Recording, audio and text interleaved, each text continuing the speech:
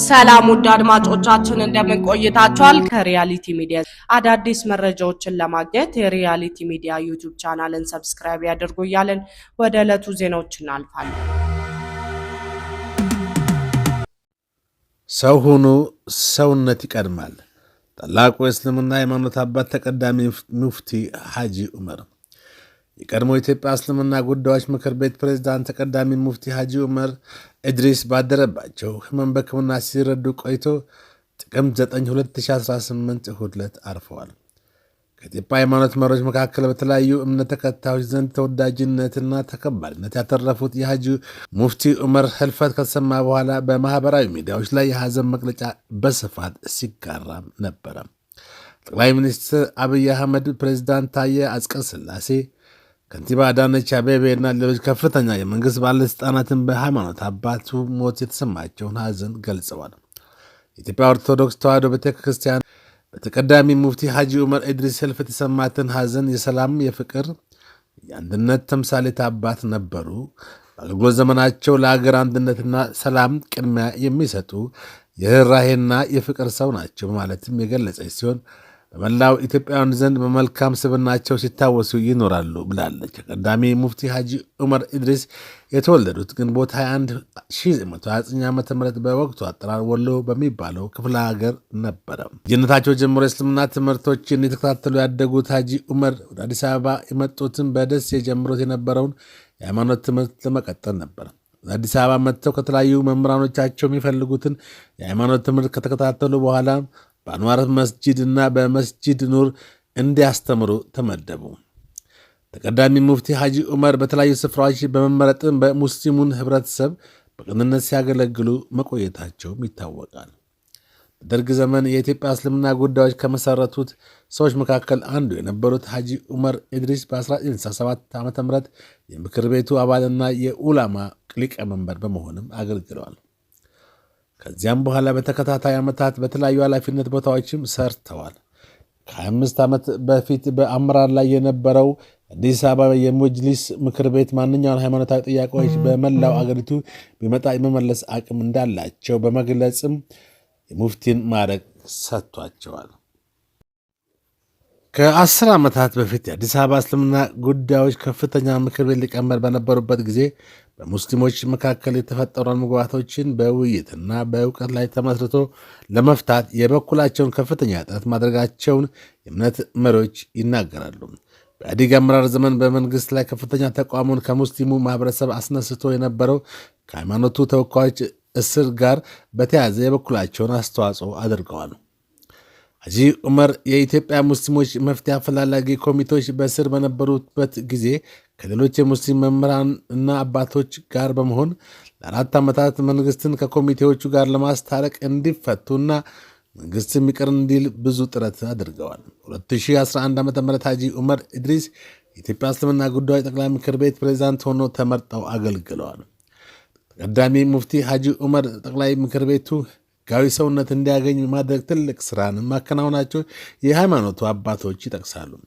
ይህ ስራቸው ምክር ቤቱ ራሱን በራሱ የማስተዳደር ስልጣንና ኃላፊነት የሰጠ የኢትዮጵያ እስልምና ጉዳዮች መጅሊስ በአገር ውስጥም ሆነ በዓለም አቀፍ ደረጃ ያለውን ክብር እንዲሁም ተሰሚነት ከፍ ያደረገ ነው በሚል ይነገራል። ብዙዎች ተቀዳሚ ሙፍቲ ሐጂ ዑመር ኢድሪስ ዕድሜ ዘመናቸውን ለአንድነታችን የተጉ የአገር ዋርካ ባለውለታ ሲሉ ይገልጿቸዋል።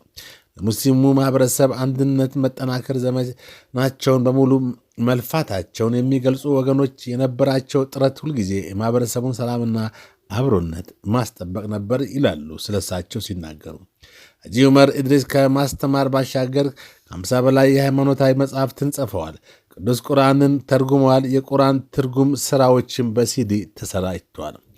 ከ50 ዓመታት በላይ በዘለቀ የአገልግሎት ዘመናቸው ቅዱስ ቁርአንን ከ300 ጊዜ በላይ በትርጉም ያስተማሩ ሲሆን ከጻፏቸው መጽሐፍት አንዱ የህትመት ብርሃን አግኝቶላቸዋል። የሃይማኖት አባቱ በተለያየ ጊዜ ላበረከቱት አስተዋጽኦ በአገሪቱ አንጋፋ ከሆኑ የአዲስ አበባ ዩኒቨርሲቲ በ2011 ዓ ም የክብር ዶክትሬትም ተሰጥቷቸዋል።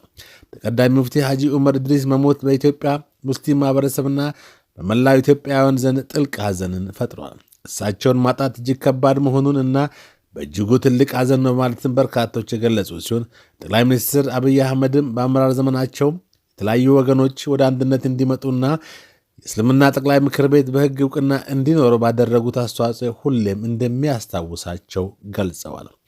አዲስ አበባ ከተማ አስተዳደር ከንቲባ ወይዘሮ አዳነች አቤቤ በበኩላቸው እጅግ ትሑት፣ የአገር ወዳድ ምልክት፣ በሁሉም ዘንድ የሚወደዱ የሚደመጡና የሚከበሩ አባታችን ነበሩ ሲሉም ገልጸዋቸዋል። የኢትዮጵያ ሃይማኖት ተቋማት ጉባኤ ተቀዳሚ ሙፍቲ የህዝብ ሙስሊም ብቻ ሳይሆኑ በምክራቸውና በተግሳጻቸው በመላው ኢትዮጵያውያን መወደድን እና ክብርን የተጎናጸፉ ታላቅ አባት፣ መሪ፣ የአገር ሽማግሌ እና ዋርካ በመሆኑም ኢትዮጵያውያንን በእምነት በጎሳና በብሔር የማይነጣጥሉ አባት እንደነበሩ ጉባኤው አስታውሷል። በአንድ ወቅት ለመላ ኢትዮጵያውያን ባስተላለፉት መልእክትም ሰው ሁኑ፣ ሰውነት ይቀድማል በሚል ምክራቸውና ተግሳጻቸው እንደሚታወሱም ጉባኤው ጠቅሷል። ተቀዳሚ ሙፍቲ ሐጂ ዑመር ኢድሪስ የቀድሞ የኢትዮጵያ እስልምና ጉዳዮች ጠቅላይ ምክር ቤት ፕሬዝዳንትና የኢትዮጵያ ሃይማኖት ተቋማት ጉባኤ በላይ ጠባቂ በመሆንም አገልግሏል። የተቀዳሚ ሙፍቲ ሐጂ ዑመር የቀብር ሥነ ሥርዓትም ሰኞ ጥቅምት 10 2018 ዓ.ም በሚሊኒየም አዳራሽ የመንግሥት ኃላፊዎች በተገኙበት ይፋዊ የሽኝት ሥራ ከተፈጸመ በኋላ በ10 ሰዓት ላይ ተፈጽሟል።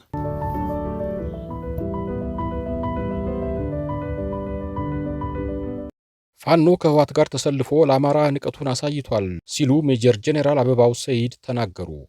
በአማራ ክልል ተኩስ ልውውጦችና ህዝባዊ ውይይቶች እንደቀጠሉ ናቸው።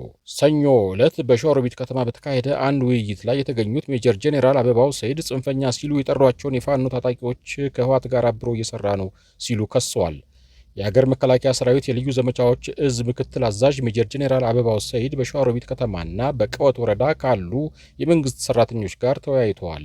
ሜጀር ጄኔራል አበባው በንግግራቸው በሐሰተኛ የሚዲያ ጫጫታ የሚመጣ ለውጥ የለም ያሉ ሲሆን በጫካ ያሉ ታጣቂዎች ለግል ኢኮኖሚያዊ ጥቅማቸው የሚንቀሳቀሱና ትላንት የአማራን ህዝብ ዋጋ አስከፍሏል ካሉት ጠላት ህወሓት ጋር ጭምር በመተባበር ለህዝቡ ያላቸውን ንቀት አሳይተዋል በማለት ከሰዋል።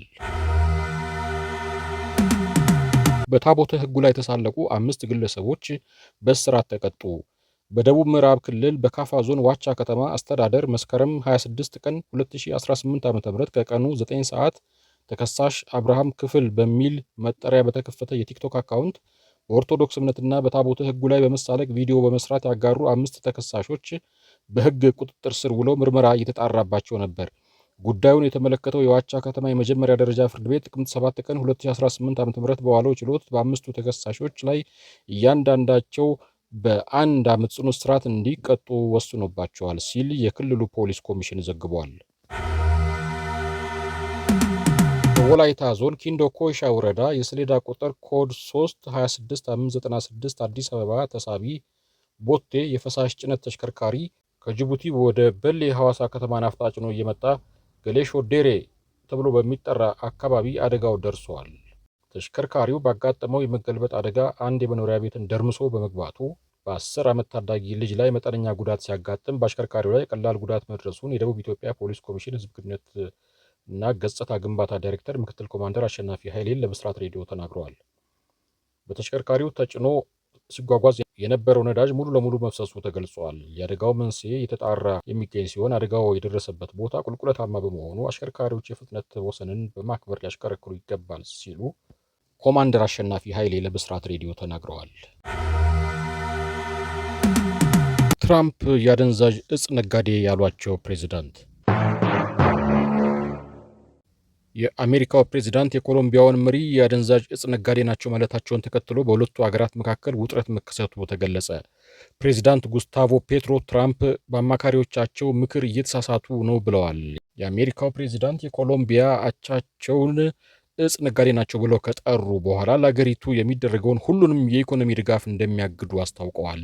በዚህም በሁለቱ ሀገራት መካከል ከፍተኛ ውጥረት ተፈጥሯል። ትራምፕ በትሩዝ ሶሻል ገጻቸው ፔትሮን ህገወጥ የአደንዛዥ እጽ አከፋፋይ ሲሉ የገለጿቸው ሲሆን ዝቅተኛ ደረጃ እና ብዙም ተወዳጅነት የሌላቸው ናቸው ብለዋል። ከዛሬ ጀምሮ ማንኛውም የክፍያ አይነት ወይም ድጎማ ለኮሎምቢያ አይደረግም ሲሉም ትራምፕ አስታውቀዋል። ትራምፕ ፕሬዚዳንቱ የአደንዛዥ እጽ ስራዎችን ማቆም ይሻላቸዋል፣ ካልሆነ ግን አሜሪካ ታቆማቸዋለች፣ ይህ ግን በጥሩ ሁኔታ አይሆንም ሲሉ ተናግረዋል። ፕሬዚዳንት ፔትሮ በሰጡት ምላሽ የአሜሪካው ፕሬዚዳንት በአማካሪዎቻቸው እየተሳሳቱ ነው፣ በኮሎምቢያ ውስጥ በአደንዛዥ እጽ ዝውውርና በፖለቲካዊ ስልጣን መካከል ያለው ግንኙነት ያጋለጥኩት እኔ መሆኔን ረስተዋል መሰለኝ ብለዋል። የትራምፕ መልእክት ፔትሮ በቅርቡ የአሜሪካ ጦር በካሪቢያን የባህር ወሽመጥ በቬኔዙዌላ አቅራቢያ በሚገኝ መርከብ ላይ ስለደረሰው ጥቃት አስተያየት ከሰጡ በኋላ የመጣ ነው ሲል አናዶሉ ዘግቧል። የተከበራችሁ አድማጮቻችን ለዕለቱ የያዝናቸው ዜናዎች እነዚህ ናቸው።